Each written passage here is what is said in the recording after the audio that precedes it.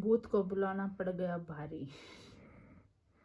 ये घटना तब की है जब वो कॉलेज में MSc की पढ़ाई कर रही थी। वो उस समय वहाँ से गर्ल्स हॉस्टल में रहा करती। परीक्षा से पहले वो और उनकी कुछ सहेलियाँ लाइब्रेरी में पढ़ाई कर रही थी। पढ़ाई करते हुए रात के 12:30 बज चुके थे। उस लाइब्रेरी में वो केवल 6 लड़कियां ही थी। लाइब्रेरी में सन्नाटा छाया हुआ था। सारा हॉस्टल एकदम शांत था। तभी उनमें से एक लड़की ने कहा कि यार बस यार, पढ़ पढ़ के बोर हो गए, क्यों ना कोई खेल खेले जिससे दिमाग भी फ्रेश हो जाएगा और नींद भी आ जाएगी। सब उसकी बात से सहमत हो गए और उनमें से एक लड़की जिसका नाम पूजा था बोली, चलो हम सब किसी आत्मा से बात करते हैं। ये सब कहकर वो अपने कमरे में गई और ओइजा बोर्ड लेकर आई जिस पर A-Z तक अल्फ़ाबेट 0 से 9 तक नंबर और किनारों पर यस और नो लिखा था। पूजा ने बोर्ड के चारों किनारों पर 4 मोमबत्तियां जलाई और फिर लाइब्रेरी की सारी लाइटें बंद कर दी। फिर उसने सिक्का बोर्ड के बीच रखा।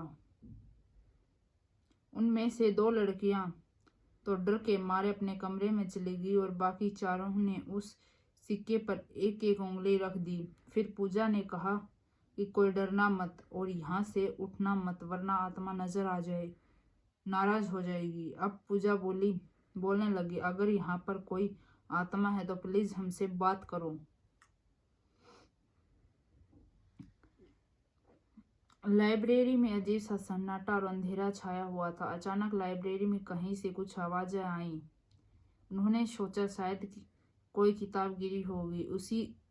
उसी समय सिक्का हिला और जसमीत-दीन ने पूछा, क्या यह कोई आत्मा है? तभी छत पर लगा बंद पंखा जोर से हिलने लगा। सभी लड़कियां डर गई, लेकिन पूजा ने कहा, कोई भी लड़की अकेली मत भागना।